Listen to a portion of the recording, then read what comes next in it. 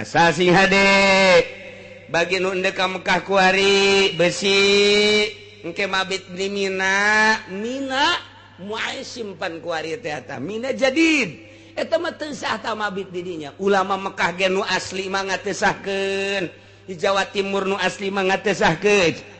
Ulama-ulama anu nyekelan kana ucapan Kangjeng Nabi, Mina bainal jabalain, antara dua gunung, ta eta ngaranna Mina, mabit teh di dinya kuduna. Kumantak baheula mah brog di dinya aya tukang baso, aya tukang lotek, mabit teh di dinya ngahiji jeung tukang baso.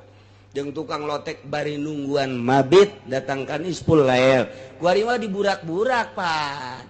Nah kuari mah rabitna teh di kemah mah lain Mina tamah mantak dijieun terowongan dua makaning kuari mah terowonganana hiji terowongan pertama muaizan nomor kedua terowongan kadi bukit jauh bae jadi tidinya kadinya bangsa 3 kilo tak ka Jamarot ta eta teh wayahna teh jamaah haji nu di kemah sanajan geus disahkeun ku pamarentah dengekeun ulama nu asli ieu mun hayang bener mun hayang bener ieu mah keur carita yang bener. Ulama Arab ge hada Mina jadid. Kunaon tuh nyana di ditu nanyeun merek Bidayatul Muna, di ditu Nihayatul Muna. Hayu bidayah jeung nihayahna tetep ditulis. Padahal ita ulama pemerintah Arab geus bae itu ge Mina keneh atuh ulah ditulis bidayah. Maka ditulis di dituna Bidayatul Muna, di dituna Nihayatul Muna. Cak nyana ge mimiti Mina mah ieu. Tuh tungtung Mina mah ieu tah lamun nek mabit mah di dieu cak urang Arab keneh nu bener jadi tulis di dinya aya gede Bidayatul Muna di luhur gunung aya di luhur gunung gede Bidayatul Muna aya deuleu ge ka bakuna kaditu anu kaditu nu teu kaditu mah nek neuleuh naon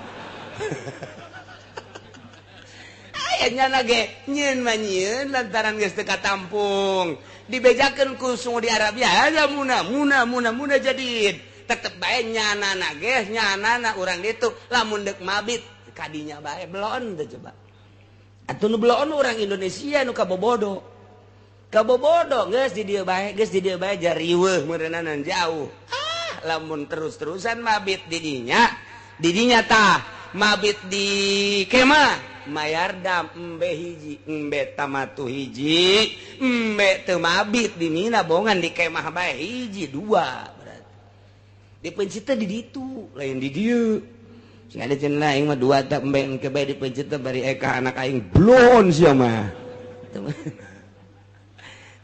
nya jadi sing ada tah nu kuari ka Mekah tetep bae ulama-ulama mempertahankan kula ge menang ti abah kula menang ti guru kula di Garut menang ti guru kula deui di Jawa komo ieu mah Ki Muhyiddin Kosambi mah ngajelaskeun sing harade janyana mah unggal taun kan kamu kabeh sing hade lain Mina teman lain Mina kayak aya Bidayatul Mina ditulis kene kuari ge mimiti Mina artina Bidayatul Mina teh di ditu Nihayatul Muna tetep eta bae jadi patokan tah lamun saya bidayah tungtung terowongan aya tah Bidayatul Muna eta bener di ditu aya di gunung luhur Bidayatul Muna belah ditu Nihayatul Muna aya tah eta mabit mun teh di dinya atuh enggeus dam lamun teh ama urang teu mabit di Musdalifah dam lantaran sistem taradudi jadi aya genep pangkat saprangkat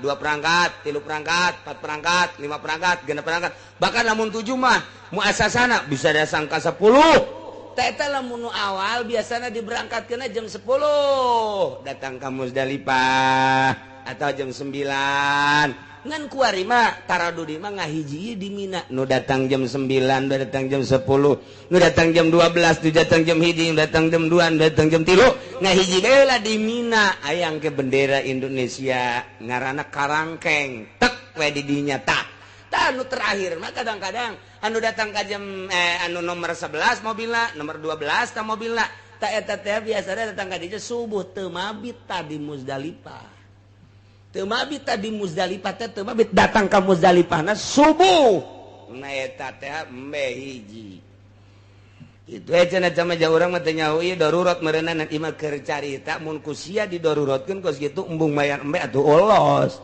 dan cek ulama embe bae hiji lantaran naon lantaran bisa urang ti Arfah ka Muzdalifah lempang deket di Arfah teh lempang ka Muzdalifah motong jalan kendal ka di jelas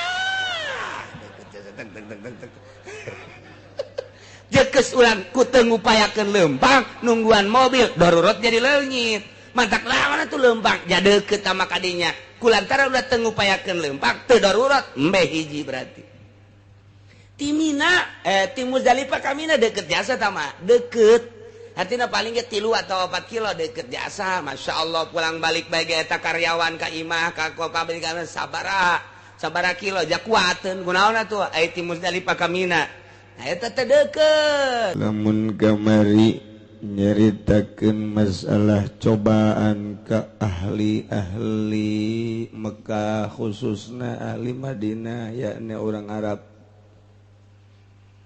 ina masalah mengenai buburon sebab ahlina jeung karesepna hingga jadi pagawean jadi ma'isyah wari dituluikeun ketika ihram aya larangan ketika ihram nu leuwih berat lantaran orang-orang Arab teh ku hobi-hobina ngalah hewan ngabuburon sehingga teu aya waktuna beurang jeung peuting teh ngalahan hewan bae setelah Kangjeng Nabi ngainstruksikeun haji ketika ihram aya larangan-larangan ieu ayatna ieu ya ayyuhalladzina amanu la taqtulus sayda wa antum hurum wahai jelema-jelema nu iman alladzina amanu ay mukminun mukminat para mukminin para mukminat urang mana bae rek urang Arab rek urang non Arab Indonesia Malaysia talankumna bae mukminin mukminat kade wa antum murum ketika anjeun ihram teh la taqtulus sayda ulah ngabunuh hewan-hewan buronan teu meunang keur ihram mantek keur ihram aya larangan hiji teu meunang make pakaian anu ngaput mun urang keur ihram kemudian make pakaian anu ngaput ngahaja fidyah kadua teu meunang nutupan sirah mun urang nutupan sirah ngahaja fidyah teu meunang ngaguntingan kuku mun urang ngaguntingan kuku hiji saleter 2 leter 3 embe hiji larangan keur ihram itu kene teu meunang ngagunting atawa nyabut buuk mun hiji saleter 2 leter 3 embe hiji loba larangan-larangan teu meunang make sesengitan urang keur ihram nailah kena fidyah itulah keur ihram mah teu meunang nya make sesengitan kecuali darurat kayak ning urang puyeng kemudian make minyak angin depan seungit eta mah teu naon tak itulah diantarana deui sajabat hiji bajeng muqaddimah jima teu meunang keur ihram mah oge ngabuburon teu meunang jadi keur ihram ngala uncal keur ihram ngala embe kaleuweung ngala onta imar teu meunang ieu nu matak dicaritakeun teh lantaran ieu kahobi urang Arab ari nyaritakeun kitu ngabuburon di Indonesia mah emang urang Indonesia mah teresepeun nu mantak cek urang Indonesia ai keur ihram sih ngabuburon nya heran ja moal meureunanan cek urang Indonesia lantaran di imana ge atuh tilo moal ieu urang Arab pan baheula karesepna kahobina sehingga jadi ma'isyah mantak dilarang ke ihram teu meunang ngabunuh teu meunang kecuali nu 5 nu diihtilafkeun antara para mazhab khamsu sawabiq la junaha lil muhrim yuqtal nu 5 binatang nu ngarusak bagi nu ihram henteu naon tah mamaehan nu 5 mah komo teu keur ihram mah diurang di Mekah ge teu naon komo diurang mana nomor kahiji al-hadatu eta alap-alap nomor kedua hida teh bangsa manuk kitu nu galak teh nomor ketilu hayah ya ne hayat teh orai marga obat kitu Pak Roh berit eta mah meunang ku urang tah termasuk bangsa hasarot menang di paehan tah hasarot bangsa kalabang bangsa kala nu kos karit cacakan nu ieu ge teu nanaon ku urang di paehan nang ganjaran asal di pareta mah nang ganjaran nya heulang tah hidat teh heulang ku urang ditembak menang ganjaran pae ulah di dahar tapi haram itu kene alap-alap tembak ku urang pae menang ganjaran urang sebab dititah tama-tama dititah di paehan berit paehan masalah berit si ada ulah birit tak macana berit aduh tikus berit paehan itu nggak rusak tau kos gitu kan berit ya kuari mah geus teh berupa berit deui berupa dasi beritnya maka dasi sok ngabolongan nya jasa dua bae ada yang meninggal Haji Jaya Kampung Gubug jam 9 di Sindang Jaya tolong diumumkan bagi Kiai Haji Jaya Kampung Gubug innalillahi wa inna ilaihi rajiun eta kos kitu berit bayat alap-alap helang orai berit eta paehan tah nya nah ngan lamun aya orai parancahan heula mun aya di imah urang aya orai hideung parancahan heula azanan heula azanan Allahu akbar asyhadu an la ulah qobat dari salat asyhadu an la azanan aja nyana ngaringkel tutupan ge kurang tutupan ke bakul tah kenao tinggalkeun kadinya deui eueuh berarti jin orai hideung teh kos kitu atawa dibuka aya keneh parancan ku urang ieu mah imah orai lantaran imah mah lain tempat sia orai na ieu aing asa kaganggu memeh ku aing sia di paehan maning indit bae mun sia teu indit wayahna beusi aing maehan sia na ieu ulah nyalakeun aing geus antepkeun tutupan tau tinggalkeun eueuh mun bener jin lamun aya orai di imah warnana hideung nah ieu mah parancan heula azanan heula anakalana jin sing ade pas gitu kene berit teh aya berit asli aya berit azab ti Gusti Allah datang aki-aki mawa kisah biasana teh neuleuan nyana ka sawah aki-aki heula aki-aki mantak eta aki-aki teh sing ade besi raja berit aki-aki itu beneran iya mah henteu sambarangan datang gitu bae berit teh henteu aki-aki heula neuleuan heula nyana ge ja utusan Allah aki-aki teh raja berit nyana teh ngambean heula set ieu pare ieu oh nu bogana ge diambean ku nyana oh ieu mah tilok ngazakat ieu diambean belah dieu bandian daji mah lamun geus mayoritas di dinya teh teu beres ka Gusti Allah tengah zakat teh atawa jada teh babanda bae eta dileupaskeun beurit ka dinya nyanana lep eueuh eta mah beurit eta mah sanajan dipaehan ge loba bae bakalna eueuhna ge eueuh sorangan ieu bakal lamun ku urang dipaehan dibeulem misalna atawa dipek-pek gering ku paehanana eta beurit masih ngade ngan bedana deuleu lamun aya berit kos gitu deh lamun aya berit lamun kurang dideletek bae nyana bangun neulekeun gitu eta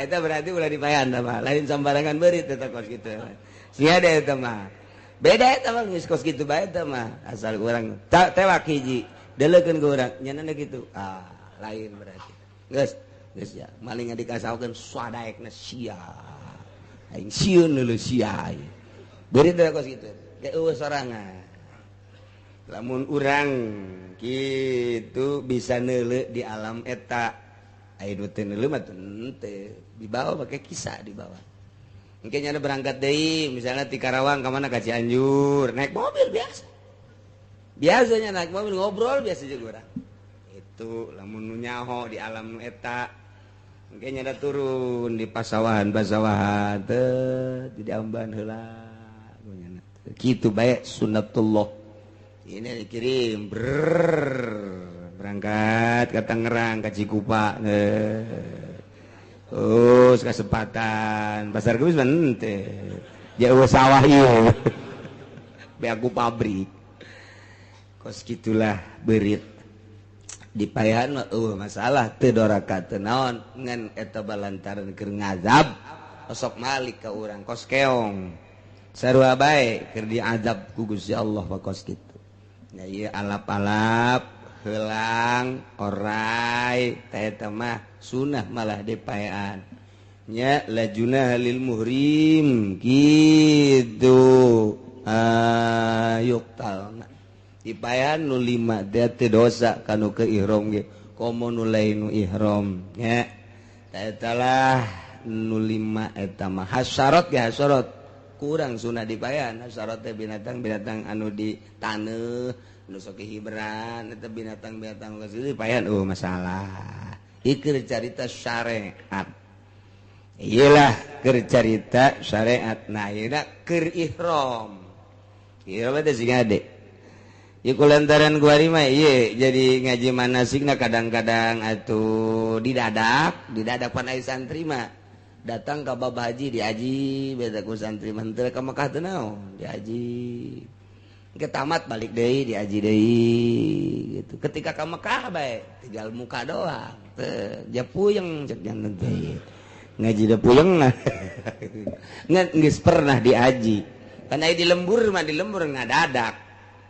aya jelema hajina haji ifrad pan haji teh tilu aya haji ifrad aya haji tamatu aya haji kiron mun haji ifrad ngaheulakeun ihram haji mandarikeun ihram umroh sapaket haji jeung umroh teh sapaket setiap urang munggah haji kudu jeung ihram pelaksanaanana imah haji heula wa imah ihram lamun haji heula ihram panderi ngaranna ifrad lamun kitu umroh heula kakara haji ngaranna tamatu lamun bareng nya haji nya umroh eta adalah kiron kitu bae haji mah mentek teu kaharti lamun Muhammadiyah mah ngeueukeun haji tamatu nyana mah haji teh ifrad bae lantaran Kangjeng Nabi teh ifrad wah pendek pikiran tah Muhammadiyah Muhammadiyah mah ngaulakeun haji tamatu teu sahiji bae lantaran Kangjeng Nabi ketika haji wada teh hajina haji ifrad deuleu atuh dina Bukhari-na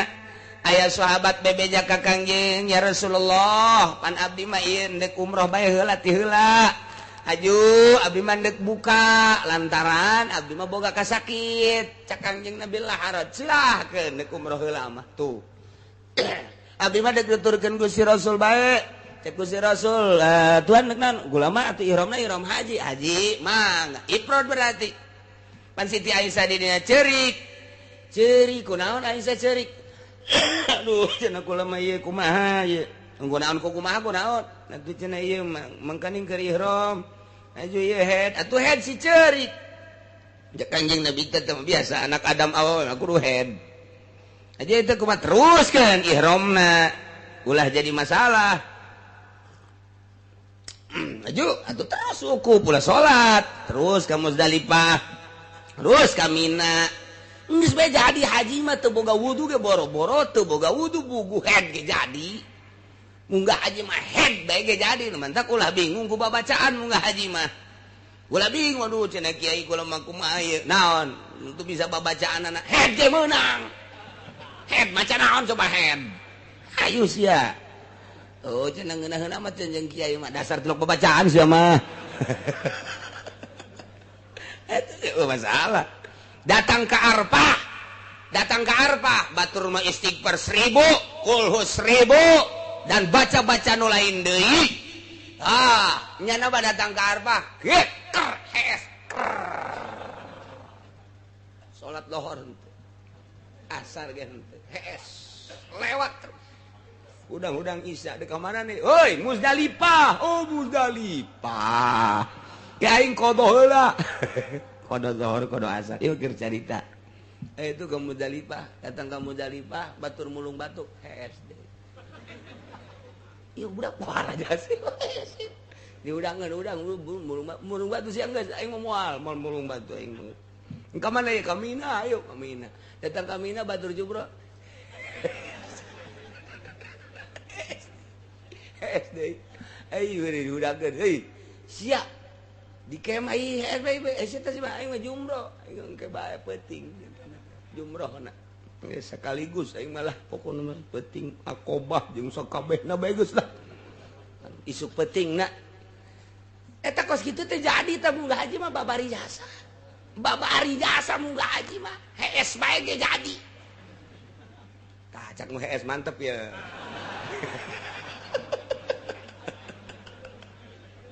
Atuh. Jadi ulah bingung ku babacaan head bae Siti Aisyah manggaring jadi. Geus beres ya. Ka Mekah. Abdurrahman kakakna Aisyah dipanggil Kangjeng Nabi Abdurrahman. Tah.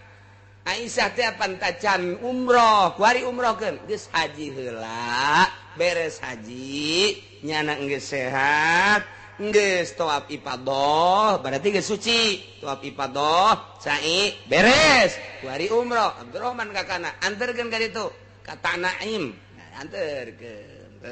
Balik deui ka umroh. Jadi haji na Kangjeng Nabi ifrad, Siti Aisyah ge ifrad, sahabat-sahabat anu sejen lolobana tamatu. Cak Kangjeng Nabi man kana lahu hadiun, saha nu boga hadiun, bawa ka dieu. Yuk bareng gula.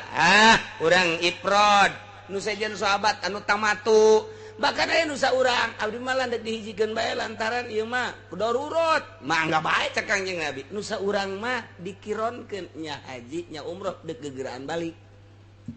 Masalah mantek tilu haji teh eta. Mantek lamun Muhammadiyah kudu ifrad bae. Salah total. Ja sahabat ge dimanggakeun ku Kangjeng Nabi. Balik di Muzdalifah, talik di Muzdalifah ka Mina. Bebeja ka Kangjeng Nabi. Cak sahabat teh abdi mah erek balang jumroh bae Gusti. Balang jumroh heula ka karak tawaf ifadah. If'al wala haraj. Laksanakeun teu dosa teu naon. Cak nu saurang abdi mah rek ka Mekah bae lah. Jadi teu ka Mina teh Jumratul Aqabah berarti. Tas di Muzdalifah teh ya belok ka Mekah. Abdi mah bade ka Mekah bae ya Rasulullah. Erek tawaf ifadah kemudian sae ke ka karak ka sore abdi mah rek Jumratul Aqabah. Cak Kangjeng Nabi ifal wala haraj. Laksanakeun teu dosa teu naon. Meunang. Cak nu saurang teh lah abdi mah erek jumrah tas jumrah terus mencit korba mencit dam. Lah berarti eta mencit dam teh nyana teh tamatu. Cak Kangjeng Nabi ifal wala haraj. Nu saurang teh abdi mah deuk ka Mekah bae, tas di Mekah engke deuk tenang-tenang bae. Haji ke mabitna deuk peuting bae abdi mah. Peuting ka Mina ke balik ka Mekah, peuting ka Mina balik ka Mekah. Deuk kitu bae Rasulullah ifal wala haraj, silahkan bae. Kabeh dimenangkeun ku Kangjeng Nabi. Malah mah abdi mah moal ka Mekah cak urang Cikupa, ifal haraj tah mah. Aduh Gusti Allah. Babari, bab haji teh eta lamun nyaho mah babari jasa. Neuk kumaha ge mangga.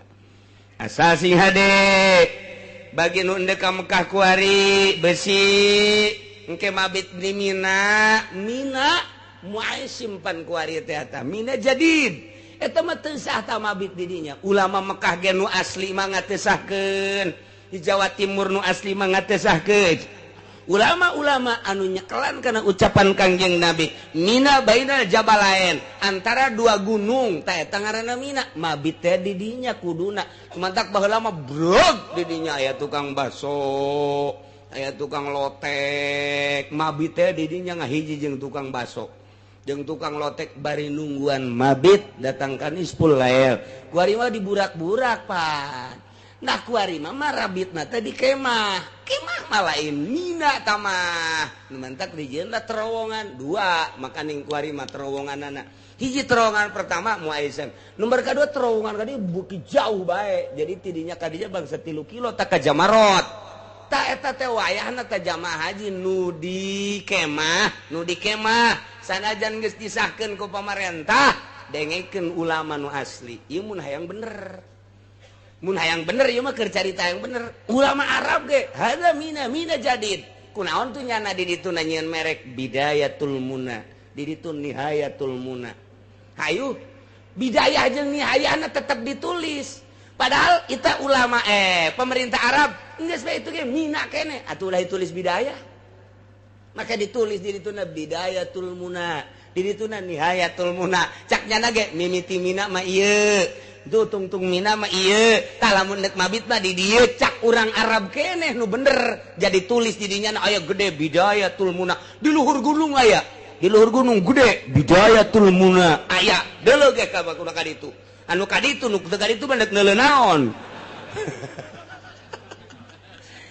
nyana ge nyieun mah nyieun lantaran geus teu katampung dibejakeun ku sungu di Arabia ada muna jadid tetep bae nyanana ge nyanana urang ditu lamun deuk mabit kadinya bae belon teh coba atuh nu belon urang Indonesia nu kabobodo geus di dieu bae jariweuh meureunanan jauh lamun terus-terusan mabit di dinya tah mabit di kemah mayardam embe hiji embe tamatu hiji embe teu mabit di mina bongan di kemah bae hiji dua berarti dipencit teh di ditu lain di dieu sing ada cenah aing mah dua teh embe engke bae dipencit teh bari eka anak aing blon sia mah tuh nya jadi sing ada tah nu kuari ka Mekah tetep bae ulama-ulama mempertahankan kula ge menang ti abah kula menang ti guru kula di Garut menang ti guru kula deui di Jawa komo ieu mata Ki Muhyiddin Kosambi mah ngajelaskeun singarade janyana mah unggal taun pan komo kabeh singade lain mina teh lain mina ke aya bidayatul mina ditulis keneh ku ari ge mimiti mina artina bidayatul mina teh di ditu nihayatul muna tetep eta bae jadi patokan tah lamun saya bidayah tungtung terowongan aya tah bidayatul muna eta bener di ditu aya di gunung luhur bidayatul muna belah ditu nihayatul muna aya ta eta mabit mun teh di dinya atuh enggeus dam lamun teh mah urang teu mabit di Musdalifah dam lantaran sistem taradudi jadi aya genep pangkat saprangkat 2 perangkat 3 perangkat 4 perangkat 5 perangkat 6 perangkat bahkan lamun 7 mah muasasana bisa datang ka 10 eta lamun awal biasana diberangkatkeun jam 10 datang ka Musdalifah atau jam 9 ngan kuari mah taradudi mah ngahiji di Mina nu datang jam 9 nu datang jam 10 nu datang jam 12 nu datang jam 1 nu datang jam 2 nu datang jam 3 ngahiji bae di Mina ayang ke bendera Indonesia ngaranna karangkeng tek we di dinya tah anu terakhir mah kadang-kadang anu datang ka jam anu nomor 11 mobilna nomor 12 ta mobilna ta eta teh biasana datang ka dieu subuh teu mabit tadi Musdalifah teu mabit tadi Musdalifah teh teu mabit datang ka Musdalifahna subuh na eta teh embe hiji itu cenah jamaah urang mah teh nyaho ieu darurat meureunna nanti mah keur carita mun ku sia didaruratkeun kos kitu embung mayar embe atuh olos dan cek ulama embe bae hiji lantaran naon lantaran bisa urang ti Arfah ka Musdalifah lempang deket di Arfah teh lempang ka Musdalifah motong jalan Kendal ka di jelah jekeus urang ku teu ngupayakeun lempang nungguan mobil darurat jadi leungit mantak lawan atuh lempang jadi deukeut sama kadinya kulantaran udah teu ngupayakeun lempang teu darurat embe hiji berarti ti Mina ti Musdalifah ka Mina deket jasa tama deket artinya paling ge 3 atau 4 kilo deket jasa. Masya Allah pulang balik bagi eta karyawan ka imah ka pabrikan sabara kilo jak kuateun kunaon atuh aya ti Musdalifah ka Mina.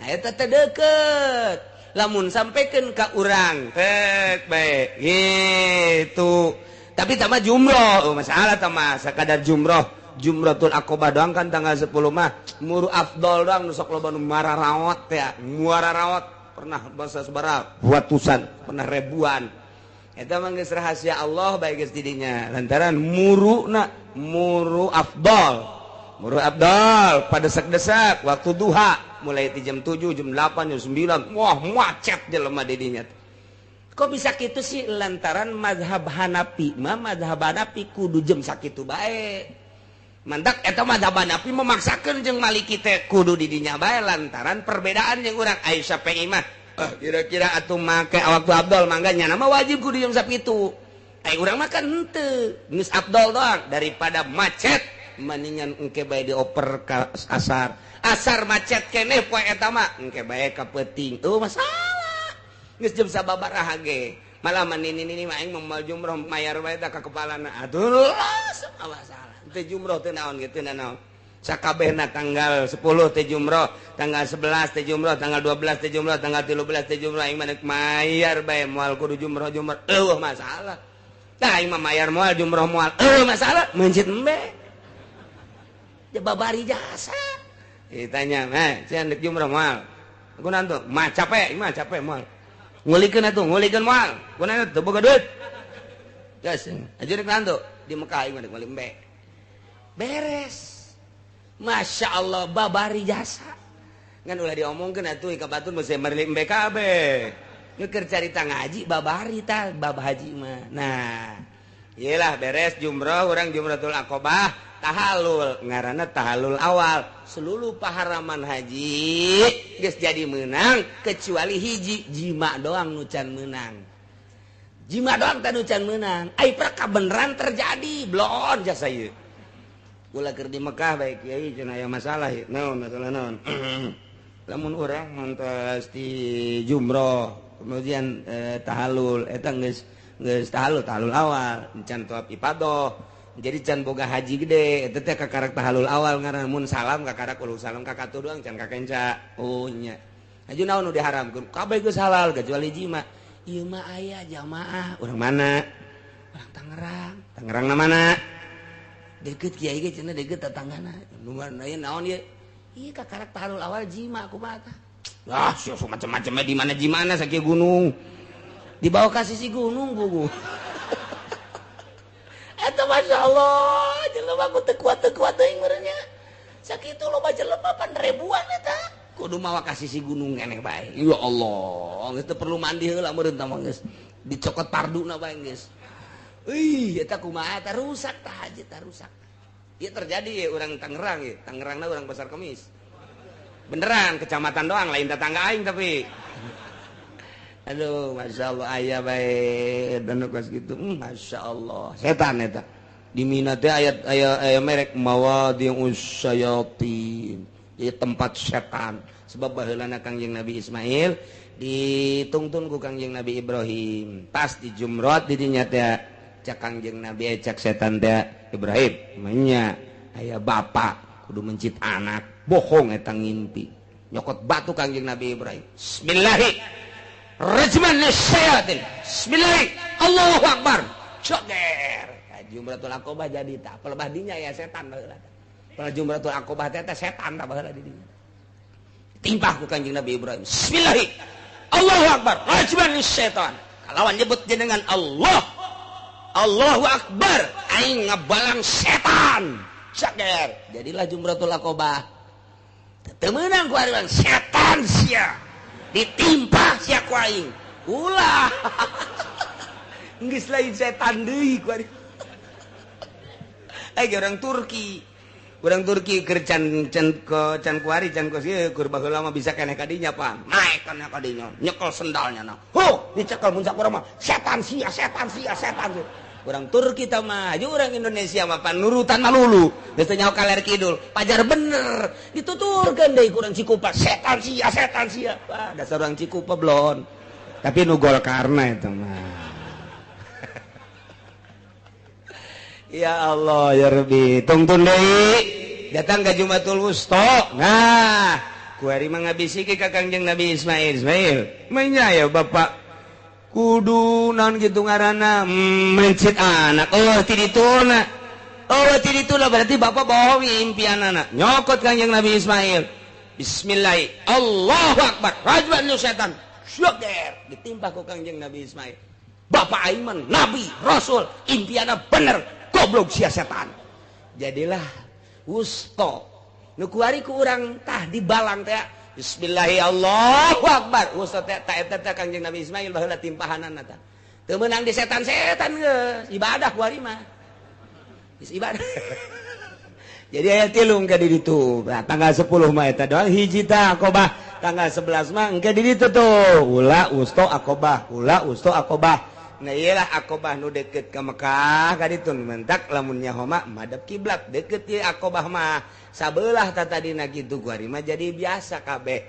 Jadi bebelahanana belah dieu Mekah aya di ditu urut bebelahanna di dieu urang di dieu tah ngabalangna bismillahi Allahu Akbar. Lantaran loba jelema je teu nyaho kaler kidul madep mana sajalah. Hese atuh geus anu kakarak sakali mah komo. Ente nenget-nenget urang tuh ai kula mah baheula dibawa pan ku abah teh tah ieu di dieu sia ieu tah ngabalangna Mekah itu tuh tah ieu keur sabelah keneh jadi urang di dieu ngabalangna madep ka ditu beres jumroh doa madep Baitullah langsung tah iyalah jumroh nu paling deket Jumratul Aqobah tah eta madepna ka ditu ke urang ngabalangna ka mana ka ditu tuh ka teureut ja ka ditu mah. Itu senyonto anak-anak jingku maha. Insyaallah. Nah ieu mah keur cadap paharaman keur ihram. Ya ayyuhalladzina amanu la taqtulus sayda wa antum hurum. Wahai jelema mukminin mukminat, ulah rek ngabarunuh maraneh kabeh kana buburon bari kaayaan anjeun keur ihram muhrimuna bihajin aw umratin. Bo ihram haji atawa ihram umrah. Kumalamun mayan wa man qatalahu minkum muta'ammidan fajaza'um mithlu ma qatala minan na'am. Saha jelema anu ngabunuh di antara aranjeun kabeh bari ngahaja eta teh teu meunang sambarangan kena sanksi pajazaun ay fa alaihi jazaun atuh kena sanksi. Kumaha sangsina mislu ma qatala kudu ngagantian sa model anu dibunuhna naon minan naaminya eta tina pirang-pirang ingon-ingon kumaha nganyahokeunana yahkumu bihi zawa adlim minkum anu nganyahokeunana anu bakal ngahukuman papada anu akur binatang ieu mun dibunuh akurna jeung ieu mun ieu dibunuh akurna jeung ieu mun ieu dibunuh akurna jeung pan hese ngabuburon mah meunang hiji nu hijina kan kabur ngabunuh nu eta nah eta teh kudu disangsikeun sangsina teh kudu nu akur jeung eta nu lindek nu mana pan mun nyokot deui itu ya hese pan eta mah kesit kuari mah nyokot nu babari digantian nu nganyahokeunana nu ngakurkeunana zawa adlim minkum asal geus patali jeung hukum bae ngaji mah hese ngaji mah Al-Qur'an lamun geus patali jeung hukum bae hese timbul bakalna pertanyaan hiji ku ayeuna bahasa wa man qatalahu minkum muta'ammidan kumaha lamun teu ngahaja berarti ieu tah ta'ammud eta ngajadikeun syarat kana wajibna jaza geus mata wujida syartu wujidal masrut wa matan tapas syartu intapal masrut aya syarat aya masrut eueuh syarat eueuh masrut anu ngaji mah jaheuh tinggal nu teu ngahiji aing mah surutu-surutu kitu heran surutu naon eta kiai teu ngaji hese tah itulah geus aya bahasa muta'ammidan kumaha lamun teu ngahaja nah kumaha lamun teu ngahaja ieulah sanksi-sangsina urang mah hese ngabongkar langsung dina Al-Qur'anul Karim serahkeun ka ahlina saha sahabat nu mantak cek di dina ge iya kumu bihi zawa adlim minkum teu sambarangan ngakurkeun nu dibunuh kudu akur jeung gagantina nu mana nu bakal ngahukumanana lain kudu sambarangan urang Arab tapi yahkumu bihi zawa adlin dua jelema lalaki anu adil anu nganyahokeun kana sifatan hewan-hewan tersebut geus serahkeun ka sahabat anu ngarti. Sahabat anu ngarti geus dibukukeun ditalungti ku Imam Syafi'i. Nah Imam Syafi'i geus ngitabkeun al kitabna Raudhah ka belah dieuna, Majmu belah dituna sarahna, belah dieuna jadi Fathul Muin, ka belah dieuna jadi Riyad, tinggal di deuleu bae. Kumaha babandinganna namun maehan onta aya dina Riyad, kumaha mun maehan sapi aya dina Riyad, kumaha mun maehan embe aya dina Riyad, kumaha mun maehan hayam engke kumaha jeung kumaha. Nah iyalah ayat nama iya dikemas ku ulama lantaran urang mah lain ahli hadis. Lamun dina hadis mah aya ieu babandinganna jeung ieu babandinganna jeung ieu babandinganna jeung ieu numantek di dieu dijelaskeun sakadar para sahabat. Wa qad hakama Ibnu Abbas, Abdullah bin Abbas mah seorang sahabat, wa Umaru jeung Sidina Umar mah, wa Aliun jeung Sidina Ali mah pinu amah bibadanatin mun aya jelema ngabunuh keur ihram teh ngabunuh manuk soari nu sok disebut ku urang manuk onta, manuk gede bisa ditumpakan disebut manuk soari, di urang mah koswari soari atawa burung onta. Eta teh mun urang keur ihram ngabunuh eta onta hiji. Tuh nang saeta ieu keteranganna Ibnu Abbas, Umar, Ali. Masya Allah kabelah dia sahabat keneh cuman waktuna wallahu a'lam.